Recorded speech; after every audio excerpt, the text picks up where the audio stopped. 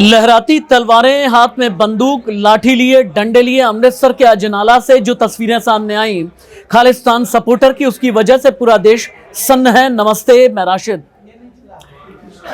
उत्पात मचाते उपद्रवी बेबस पुलिस, अमृतसर के अजनाला से कुछ ऐसी तस्वीरें आई जो मैं अभी देख पा रहा हूं।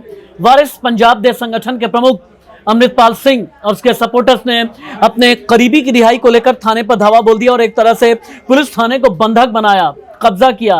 पुलिस ने अमृतपाल सिंह के करीबी लवप्रीत तूफान को बेगुनाह बताते हुए रिहा करने का आदेश तक भी दे दिया। आप सोचें कि थाने को कोई घेर ले और उसके बाद बेगुनाह बताते हुए रिहाई के आदेश जारी कर दिए जाएं।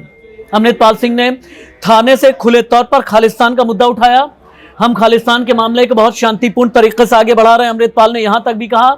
अमृतपाल ने कहा कि दिवंगत पीएम इंदिरा गांधी को खालिस्तान का विरोध करने की कीमत चुकानी होगी और हमारे देश के कई मंत्रियों को भी अमृतपाल ने धमकी दी।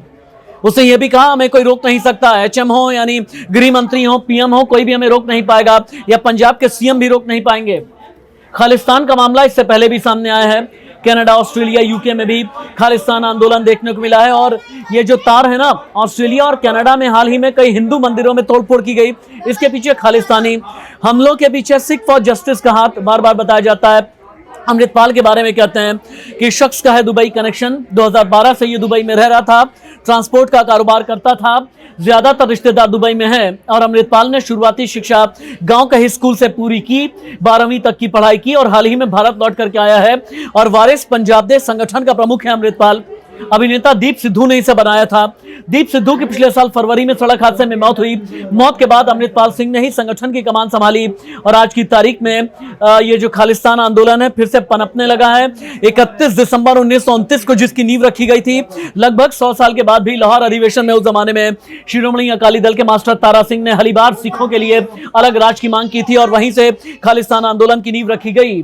आजादी के बाद भारत का बंटवारा हुआ, पाकिस्तान अलग देश बना।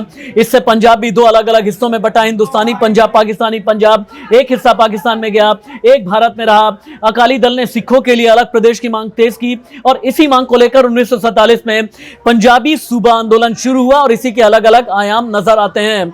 लेकिन अमृतसर के अजनाला में जो हुआ, कानून को जिस तरह हाथ में लिया गया, जैसे थाने को बंधक बनाया गया, वाकई इसकी वजह से पूरा देश सन्न है, सख्ते में है। नमस्ते।